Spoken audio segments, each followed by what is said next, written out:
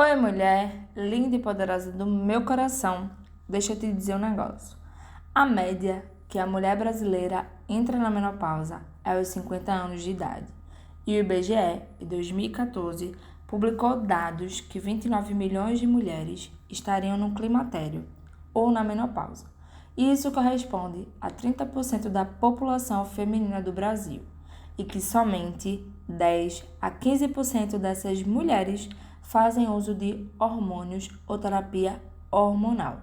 E as que fazem 80% abandonam o tratamento em 6 meses. Ou seja, é uma fase da vida da mulher que vai levar a uma série de sintomas, a uma perda na qualidade de vida, e a gente vai falar sobre isso hoje. E que o tratamento, muitas vezes, é cercado de mitos. Então, os hormônios, nesses mitos, acabam sendo relacionados com câncer, aumento de trombose, que engordam, e não é bem assim. E é sobre isso que nós vamos conversar hoje. Então vamos lá. A menopausa é um fator muito importante, porque se a gente fizer o básico bem feito, a gente vai ter grandes resultados. É um período onde as mulheres param de produzir hormônios sexuais, que é o estradiol, progesterona e testosterona. E isso vai levar a uma série de efeitos e sintomas de consequências negativas no bem-estar. Então, uma série de doenças, de morbidades e, assim, um básico bem feito é de grande importância na vida das mulheres que estão passando por isso. Para a gente começar, já vou fazer algumas reflexões e eu gostaria que você me respondesse aqui embaixo. E antes da gente iniciar, tá? Só um parênteses. Tudo que a gente vai conversar aqui é sobre o embasamento científico. Então, temos um ginecologista por trás de toda essa nossa conversa, chamado Dr. Leonardo Jacobson. Então, hoje, eu estou aqui apenas para passar a informação para vocês. Então, já vamos lá. Na Roma Antiga, a expectativa de vida é de 25 anos. Na Idade Média, já aumentou para 35 anos, né? E se morria por falta de abrigo, por falta de saneamento básico, então não tinha remédios. Enfim, né? Aí, com o passar do tempo, a gente foi aumentando a expectativa de vida. Então, no século XX, já foi aí 50 anos. E, atualmente, a expectativa de vida é de 84 anos de idade. Inclusive, teve até uma reportagem aí que passou na Globo, na Globo.com, que fala que a expectativa de vida do país subiu 25 anos, de 1960 a 2010. Então, há 50 anos atrás, a expectativa de vida era 48 anos e a medida que a mulher brasileira entra na menopausa é de 48 a 50 anos de idade. Então, a menopausa, ela é um fenômeno recente no ponto de vista de evolução humana. Então, hoje em dia, a mulher ela vai viver o quê? 30 anos com a menopausa. E aí, a primeira coisa que eu te pergunto é: qual o nosso papel como seres humanos, né? Como mulheres? Qual o nosso papel? É ter apenas bem-estar? Então, vem aqui com a tia imaginar agora duas senhoras. Uma senhora lá com a bengalinha, recebendo ajuda, e outra, né? Recebendo ajuda, e outra numa cadeira de rodas. Então, elas têm bem-estar, elas estão vivas, utilizam vários medicamentos e têm morbidades associadas. Então, qual é o nosso papel? É ter performance? E o que é que seria isso, né? Então, mulheres treinando, mulheres com capacidade física plena, sem precisar de ajuda para estar indo no banheiro, para levantar, tendo autonomia sobre a própria saúde. Então, será que é isso? Pergunto aqui a vocês. Vocês querem envelhecer no bem-estar ou vocês querem envelhecer tendo performance? Você pode viajar, podendo caminhar, sem tanta limitação, com saúde mental, com saúde física. Obviamente que a gente sabe que as nossas capacidades físicas vão diminuindo. Mas existe, né? Tem como a gente ter uma performance mesmo velha, mesmo idosa. Então, para a gente iniciar agora com gás, nós precisamos fazer essa reflexão sobre o nosso envelhecimento. O que danado nós queremos? Porque a nossa expectativa de vida está cada vez mais aumentando e a gente tem que entender como é que a gente quer enfrentar a nossa velhice. Beleza? Combinado? Então decide, mulher, decide. Vamos começar. O que danado é essa menopausa? Menopausa é uma data. É a data da sua última menstruação da vida de uma mulher, confirmada nessa data após 12 meses consecutivos sem um período menstrual. Então, é você ficar um ano sem menstruar. Então, quando as mulheres, né, já estão próximas aí de uma faixa etária, e aí elas vão ficar um ano sem menstruar, vai se considerar menopausa a data dessa última menstruação. Então, a menopausa também ela reflete o fim da vida reprodutiva. Então, as mulheres não produzem mais hormônios sexuais, não conseguem mais engravidar, e isso é caracterizado pelo envelhecimento do nosso ovário. Então, os hormônios eles vão deixar de ser produzidos, né, pelo ovário, e isso é o que a gente chama de menopausa. Então, como eu já disse a vocês, a média de idade para a mulher entrar na menopausa é entre 48 a 50 anos. Obviamente que tem as mulheres aí precoces, que entra com 43, 44, tem gente que é tardio, 56, então por aí vai. Igual a menstruação, né? A gente nunca tem uma idade assim, vai menstruar. Então, isso é uma média. E somente 5% das mulheres entram na menopausa antes de 45 e 5% após os 55. Então, a grande maioria vai ficar entre 45 e 55. E 1% pode ter menopausa prematura ou insuficiência ovariana prematura, que entra em menopausa ou deixa de ter hormônios ou ausência, né, de hormônios antes dos 40 anos. Então, a idade que a mulher entra na menopausa é por fator genético. Mais ou menos, a mulher já está programada ao nascer nos seus genes, geralmente reproduzindo e limitando a idade para a perda de folículos. Então, a gente tem uma reserva ovariana e ao nascer ali, na primeira menstruação, vai aí em torno de 50 mil folículos. E isso a gente vai perdendo. Cada menstruação vai perdendo. E essa perda é geneticamente programada numa velocidade. Não importa se você usa ou se você não usa anticoncepcional, se você já engravidou ou não, isso é constante e progressivo. O que é que vai influenciar são os fatores ambientais, como, por exemplo, o estilo de vida, que vai poder acelerar o processo de envelhecimento ovariano e antecipar em alguns anos a idade que você poderia entrar na menopausa. E isso é um dos fatores principais que a gente vê e que tem estudos que mostram que o tabagismo, as mulheres que fumam vão entrar antes na menopausa. As mulheres obesas também, ou patologias provenientes de estresse oxidativos, acaba danificando esses ovários e vai entrar na menopausa antes do que deveria. Isso mesmo. Então, a menopausa, como já falamos, ela não vai acontecer do dia para a noite, né? Ela é um processo gradual. Então, antes da menopausa mesmo, a gente tem o processo de perimenopausa. Então, a pessoa já tem um sintoma ali parecido e podendo iniciar de 4, 8, 10 anos antes da última menstruação. A perimenopausa, ou climatério inicial, ela é caracterizada por ciclos. A mulher ela ainda menstrua, ela menstrua regularmente com ciclos ovulatórios, mas esses ciclos vão encurtando. Por exemplo, se você menstrua com intervalos de 28 dias, e aí você começa a menstruar com intervalos de 26, 25, 24 dias, né? Geralmente, esses períodos, eles se caracterizam pelo excesso de estrogênio e uma baixa de progesterona. Então, aí a mulher já passou, vai chegar em uma perimenopausa tardia. Então, alguns anos antes da menstruação, A característica principal é que os ciclos eles vão ficando ausentes, são ciclos bem menos frequentes e quando vem, minha Nossa Senhora, você fica sangrando de 10 a 15 dias. Tem um fluxo muito grande, você fica com insônia, alteração de humor, de libido, várias coisas.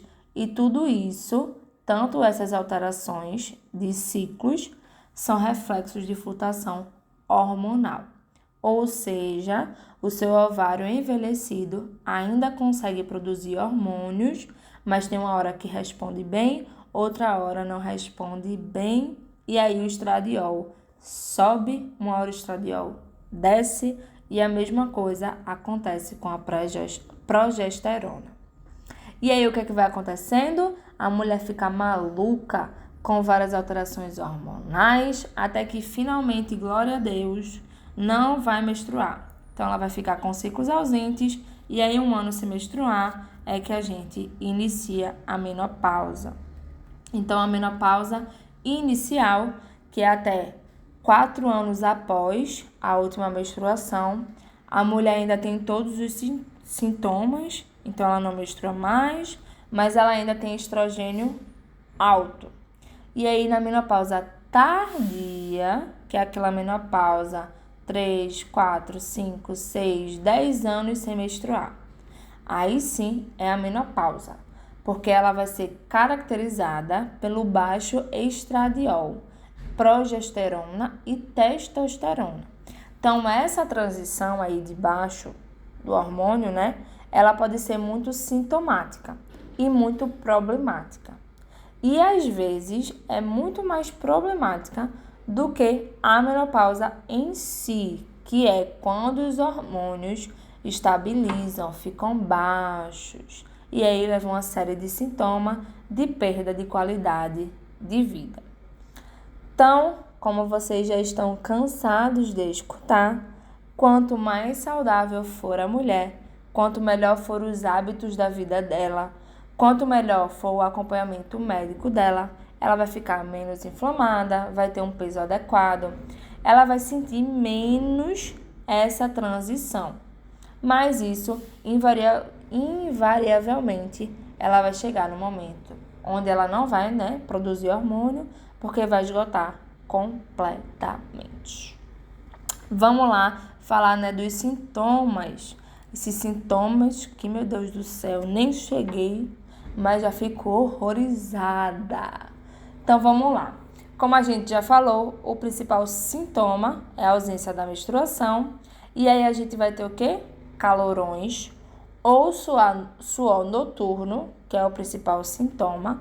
Até 70% das mulheres sentem isso e tem uma duração média de 7 anos. Então, as mulheres, quando começam a ter calorões, geralmente elas vão manter esses calorões até 7 anos. Porém, isso é uma média, tá? Então, tem mulher que permanece muito tempo, 10, 15, 20 anos, e tem algumas que persistem com eles e tem outras que não sentem nada. E Laís, como é esse calorão, Me fala aí pra gente já se preparar. É um calor que vem geralmente do tórax para cima. Então, vem com aquela sensação de queimação e geralmente acontece nos braços, na face e às vezes a mulher pode ficar até vermelha.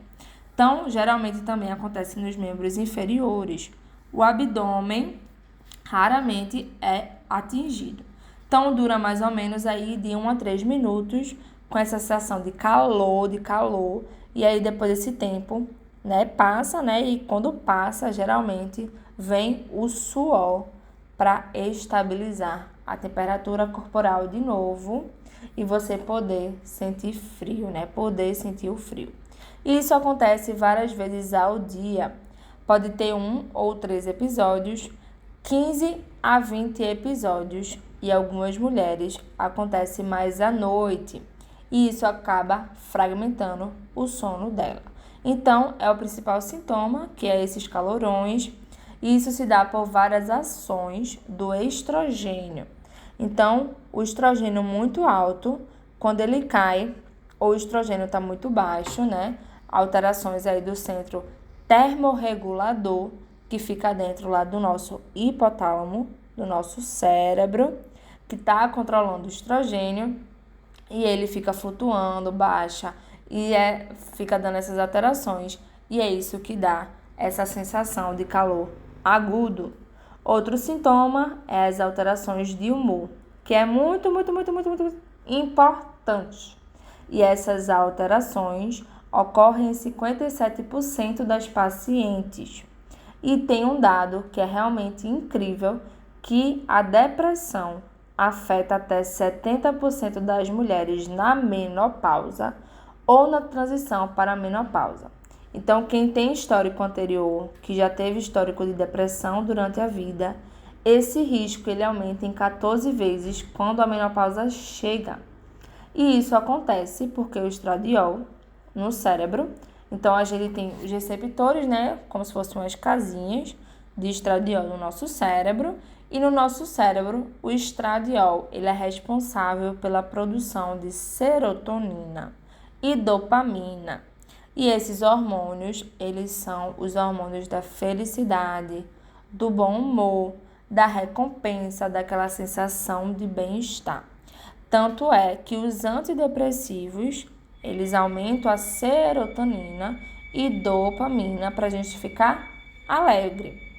Então, quando o estradiol baixa, a gente baixa o nível de produção de serotonina e de dopamina a nível do sistema nervoso central.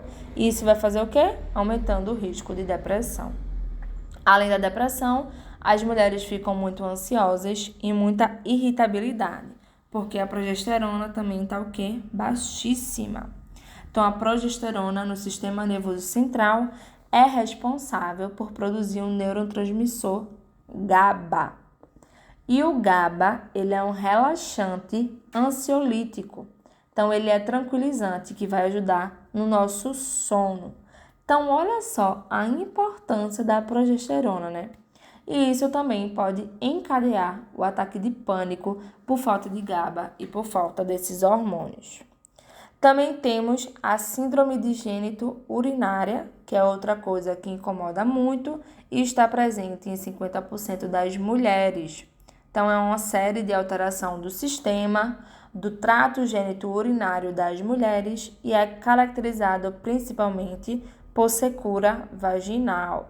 Então, você não tem mais aquela lubrificação vaginal e pode ter coceira, ardor, ardência, alteração na cor do corrimento, a perda do colágeno, bexiga caída, baixa libido, dor na relação sexual, por todas essas alterações.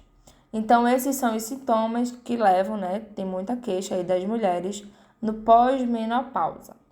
Porém, não é só isso. Um dos principais também é a má qualidade do sono ou dificuldade do sono, que também acontece por alterações de neurotransmissores. Então, se a mulher não dorme bem durante a noite, se ela aí fragmenta o sono, ela não tem um sono reparador, ela vai ter uma queixa de cansaço, de fadiga, vai aumentar a incidência de dor de cabeça, a crise de enxaqueca no período pós-menopausa, e isso vai acabar com a qualidade de vida da mulher. E sintomas muito graves podem levar a consequência e até chegar a falecer, que são, né, os fatores cardiovasculares. Então, aumenta a incidência da hipertensão arterial, vai aumentar palpitações, aumento do colesterol ruim, aumenta muito a resistência à insulina. Então, as mulheres pós-menopausa têm uma tendência a ter diabetes por causa do estradiol baixo. E aí, na incidência disso tudo, ainda tem infarto, derrames ou trombos por alterações do sistema cardiovascular. E se isso não bastasse, ainda tem alterações do sistema nervoso central, que é a névoa mental, aquela sensação de vácuo na cabeça, a memória, né, da pessoa ficar ruim, a concentração, a falta de foco. E aí aumenta a incidência de demências. Então, Alzheimer pode estar desenvolvendo aí, tudo também por falta de hormônios. Bem assustador, né? Muito assustador esse papo. Mas calma, respira fundo, porque tem mais. Temos também alterações no osteomusculares, a incidência, né, de osteoporose, o acúmulo de ganho de gordura na barriga. Também é muito grave a perda de massa muscular, as dores articulares, degeneração articular, fibromialgia. E nas peles, olhos e ouvidos também tem incidência de pele seca, ressecada, sem brilho, queda de cabelo, o cabelo fino, unhas fracas e quebradiças. Também a diminuição da visão, zumbido no ouvido e olhos secos. Então, pessoal, olha o tanto de sintomas, meu Deus do céu. E olha como isso pode impactar na vida de mulheres. Só que a gente consegue tratar isso, né? Obviamente que não tem como retardar e ficar jovem novamente com o tratamento, né? A fonte da juventude. Mas a gente consegue melhorar muito a qualidade de vida. Então, a reposição hormonal, ela entra aí para ajudar você a dormir melhor, a acordar com mais energia, você ter disposição dormindo melhor, você consegue melhorar a maioria dos sintomas, a melhora da sua libido, consegue prevenir as fraturas, composição corporal. Então, você consegue fazer muitas coisas com a terapia de reposição hormonal e bem feita. Lembrando que todo o conteúdo é para conhecimento de vocês. Todo e qualquer procedimento deve ser juntamente com o seu médico. Então, não se automedique, tá? Preste atenção. Agora, a gente vai falar de diagnóstico, tá? Para entrarmos na terapia de reposição hormonal. Para a gente obter o diagnóstico, a gente não precisa de nenhum exame. É baseado na idade e nos sintomas, e se está 1 ano sem menstruar, parabéns, você está na menopausa. Agora, FSH, LH e estradiol, a gente consegue dosar. Geralmente, a gente tem, né, a FSH alta, o estradiol e a progesterona tão baixos, principalmente nas mulheres que ainda usam pílula ou naquelas pacientes que fizeram esterectomia. Então, a gente se baseia, né, nos exames laboratoriais, obviamente o médico que se baseia, mas que tem que ter cuidado porque eles flutuam nessa fase. Então, não se prendam à dosagem de exames, usem a clínica, idade e os sintomas para buscar ajuda. Ainda sobre o diagnóstico, o que é que eu preciso fazer? Você precisa fazer exame de rotina e rastreio, né, mulheres nessa fase. Ela tem que ter um exame físico bem feito, tem que examinar suas mamas, vagina, colo do útero, o Papa Nicolau. Também é importante avaliar a tireoide, então eu recomendo que vocês façam a cada 1 a 2 anos a ultrassom de tireoide para prevenção. É importante avaliar também a densiometria óssea para avaliar a terapia de hormônios, se precisa de dosagem hormonais, metabólicas, avaliação de risco cardiovascular, que você deve fazer essa revisão anual para ter segurança. Ok, senhoras? Vamos adentrar no tratamento. Então, eu vou trazer para vocês alguns estudos e essa é a área que o Dr. Leonardo domina. Então, ele preparou um monte de informações legais para a gente. Então, como é, né, envelhecer com qualidade? A primeira coisa que tio Leonardo mandou dizer é que não existe pílula mágica. Então, é baseado no estilo de vida. Você precisa dormir bem, você precisa praticar atividade física, principalmente treinamento de força. Tá vendo? Vocês tudo com medo. Você precisa se alimentar bem, evitar estresse e ter uma rotina no seu dia a dia de autocuidado. Então, você precisa cuidar do seu intestino, do fígado, ser saudável como um todo. Então, a paciente, ela precisa ter e entender que o estilo de vida é muito importante. Porque essa é a base e eu preciso ter essa base bem feita para quando entrar os hormônios e a suplementação funcionar.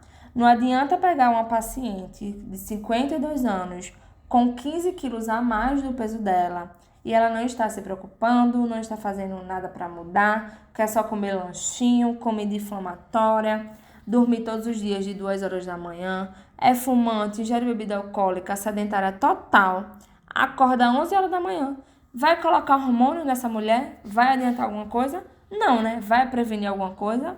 Não. Então, a parte essencial do tratamento é ter um estilo de vida saudável, porque é isso que previne doenças, o que melhora, né, os sintomas, e é o tratamento que vai fazer o efeito. Então, quando a paciente já tem o estilo, né, já está aqui no Revol, já tem o estilo de vida adequado, tem orientações, aí faz reposição hormonal, lindo, combo perfeito. Porque esse é o combo que você precisa para prevenir as doenças, né? E que vai te dar longevidade saudável. Uma coisa importante, fazer reposição hormonal é necessário, tá certo? Em seguida da reposição vem a suplementação, mas não adianta colocar os suplementos sem antes ter essa base sólida do estilo de vida e que não está usando hormônio. Então, o objetivo do tratamento da reposição hormonal vai ser alívio dos sintomas, prevenção de doenças crônicas, rastreamento ou detecção. Quase que não sai. Rastreamento precoce do câncer, promover a qualidade de vida. Então, esse é o tratamento da menopausa.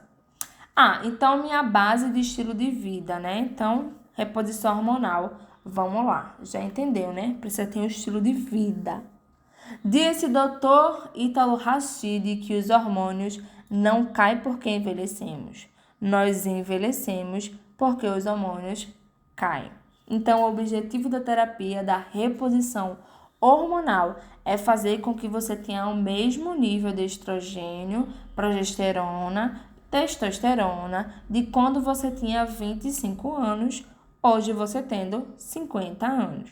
E é isso que vai levar a todos os benefícios e tratamento dos sintomas. Então, prepara o coração e escuta o benefício da terapia hormonal. Você vai ter proteção cardiovascular, prevenção de fraturas osteoporóticas, mantém o trato genital, né, gênito-urinário saudável, vai melhorar a função sexual, sintomas depressivos, efeito positivo no sono, vai manter a pele jovem e com brilho, prevenção do acúmulo da gordura total, prevenção da perda de massa magra, reduz o risco de diabetes, Alzheimer, demência, vai melhorar as dores articulares, diminuição de câncer coloretal, melhora a qualidade de vida das mulheres e redução da mortalidade geral. Beleza? Tudo bem? Agora, conhecimento de vocês, como já dito anteriormente, não se automediquem, apenas para que vocês saibam, tenham esse conhecimento, tá certo? Queira ajudar alguém com informação ou outra, mas não se automedique, pelo amor de Deus. Então, como é que é feito, né, a terapia de reposição hormonal? Então, o estradiol, né, já que diminuiu ele, a gente tem que levantá-lo. Ele é um isomolecular que é feita por via transdérmica ou por implantes. Então, o estradiol está tanto no gel como no implante. E é exatamente o mesmo o que o teu ovário produziu a sua vida inteira. E agora, né, por causa desse envelhecimento, ele não produz mais. Então, essas vias são muito melhores do que a via oral, porque o estradiol, por via oral, vai passar pelo fígado e ele pode causar uma série de alterações no fígado, pode mexer lá no seu colesterol. Então, é prescrito por via transdérmica ou implante. A progesterona é um isomolecular e ela deve ser administrada por via oral ou via vaginal, que também é idêntica ao que você produziu a vida toda. E também tem a testosterona, que é também um isomolecular e que pode ser feita pela via transdérmica ou por implante. A testosterona via oral, ela é muito tóxica para o corpo, vai ser tóxica para o seu fígado e pode levar a consequências. Então, de uma forma simples, os hormônios que os ovários de vocês produziram a vida inteira, a gente vai entregar a eles, não mais pelos ovários, porque você não produz mais, né? Mas pelas vias. Então, as vias do estradiol, testosterona, são melhores por vias transdérmicas ou pelos implantes. Já a progesterona é melhor via oral. Beleza? Agora, e o estriol? Escuta só. Nenhuma sociedade recomenda o estriol para reposição hormonal por via transdérmica. Então, não tem nenhum grande estudo com reposição de estriol. E sim, o estriol, ele tem um papel para administração tópica, via lá vaginal, para você combater o estrofismo vagismo para aqueles pacientes que, mesmo usando a terapia, ainda vão se queixar de secura vaginal. Então, usa aí o estriol. Temos que sempre lembrar e respeitar a hierarquia hormonal, porque eu tenho hormônios no meu corpo que são até importantes e vitais e que não vão melhorar com o estradiol, progesterona, se você não tiver esse eixo hormonal regulado, que são a melatonina, então atenção à melatonina, a vitamina D, os hormônios da tireoide, que normalmente eles já precisam de reposição, o cortisol, você precisa ajeitá-lo, o CDHEA e a insulina. Então, todo mundo aí, esse combinho, tem que estar ajustados para ter uma reposição hormonal eficiente. Olha os palavrões. Atenção. Deixa eu até ler para nem... Calma. Etinilestradiol ou valerato de estradiol são estrógenos equinos conjugados. Então, eles não são isomoleculares, porque o corpo nunca produziu isso e, obviamente, não deve ser reposto, porque os ovários nunca reproduziu. Outra coisa, atenção, medoxprogesterona, drosperinona, noretestosterona. Eles não são isomoleculares, então a gente não precisa repor, entendeu? E o nosso corpo não produz tiboloma. Então, mais uma vez, estradiol e testosterona não são administrados via orais. Continuando seu leque aí de conhecimento. O estrógeno equino conjugado pré-marim é natural para éguas e não para humanos. Então, 15 substâncias que estão nesse negócio aí, o nosso corpo, ele não reconhece. Ele só vai reconhecer apenas 2. Então, você pode, tá causando aí aberrantes alterações no seu corpo e que não devem ser tomados e prescritos, A progestina sintética, ela também da mesma forma. Então, quando não é progesterona, não vai ter aquele efeito GABA no sistema nervoso central. Então, pode aumentar a ansiedade, a irritabilidade, perder massa óssea. E a gente sabe que é uma grande associação com a medroxprogesterona, que foi essa progesterona sintética lá no estudo com estrógeno da égua, e aí aumentou a retenção líquida, sangramentos irregulares, aumentou a intolerância à glicose, efeitos trombóticos. Então, essa progesterona também não tem nada a ver com o que os hormônios da gente produziu ao longo da nossa vida. E, além disso, os estudos mostram também que o estradiol por via oral, ele vai aumentar o risco de trombose, vai aumentar a inflamação, a resistência à insulina, a síndrome metabólica, então aumenta um monte de coisa aí. Por isso que a melhor forma de, tomá-lo, injetá-lo, é por gel ou implante. Já a progesterona é por vias transdérmicas. Então, pode fornecer um nível plasmático, se for transdérmica inadequado, e não proteger o endométrio. Tudo isso que está sendo falado aqui mostra os estudos. ok? Então, por que a progesterona pode tomar por via oral? Ela não vai danificar o fígado? Não, porque ela é rapidamente convertida em metabólitos. Então, a gente precisa de doses mais altas para atingir níveis plasmáticos adequados. E a via, vaginal, ela não alcança níveis séricos elevados. Então, tem uma distribuição preferencial no útero e depois no endométrio. Por isso, os estudos mostram que a via oral é preferível para progesterona. Então, aí, quando você usa a reposição hormonal de estradiol na mulher, ela vai melhorar o nível de colesterol, a resistência à insulina, vai induzir uma atividade fibrinolítica, ou seja, inibir a formação de trombose, de coágulo, vai melhorar o padrão de distribuição de gordura. Então, tudo que a gente já conversou, né? E aí volta aquela silhueta na mulher. E que também tem um efeito hipotensor, porque o estradiol e a progesterona, eles produzem óxido nítrico. Então, eles protegem a camada dentro do vaso que está protegido lá, o coração. Então, as mulheres que fazem terapia de reposição hormonal com estradiol na menopausa, elas vão ter menos eventos cardiovasculares, menos trombos e menos AVC por esse efeito. Então é isso, mulheres do meu coração. Trouxe vários conhecimentos aí para você e eu espero que você tenha gostado. Se você ficou com alguma dúvida, deixa aqui embaixo, que é sempre um prazer respondê-la. Um beijo, um cheiro e até a próxima.